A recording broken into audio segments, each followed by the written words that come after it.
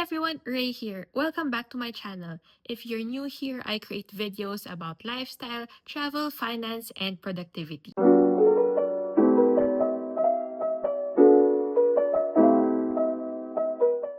You might notice na pagbukas nyo ng BDO account on the branch ay hindi agad lalabas sa online app. This is because kailangan nyong i-add. In this video, I'm gonna show you kung paano mag-add or remove ng BDO accounts on the BDO mobile app. Adding it allows you to view your transactions and manage your accounts online. Open the BDO Online app, log in, go to More, Manage Accounts, Add or Remove Own Account.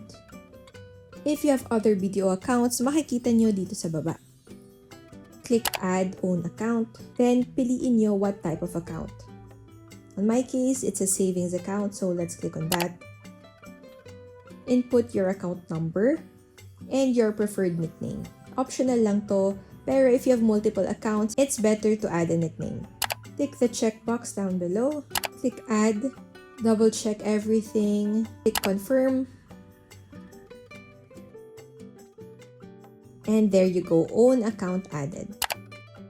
Now, if you go to the main dashboard, lalabas yung account nyo dito.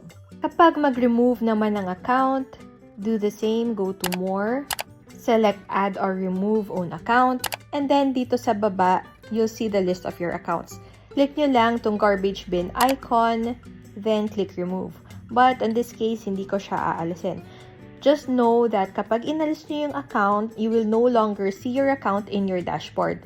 And your scheduled transactions will be canceled in the BDO Online app and online banking website. Hindi nyo pwedeng gamitin yung removed account for financial transactions. You will need to add the account again. Hindi mako-close yung account nyo, it's just that hindi lang magpapakita sa online app or website. Kaya hindi din kayo makakapag-transact online. Don't worry, pag inalis nyo, pwede nyong ibalik ulit. And that's it. In order to know kung paano gawin ito sa BPI, check out this video. Thank you guys for watching. I hope you learned something on this video. Don't forget to like this video, hit the subscribe button and the notification bell in order to be notified on more videos similar to these.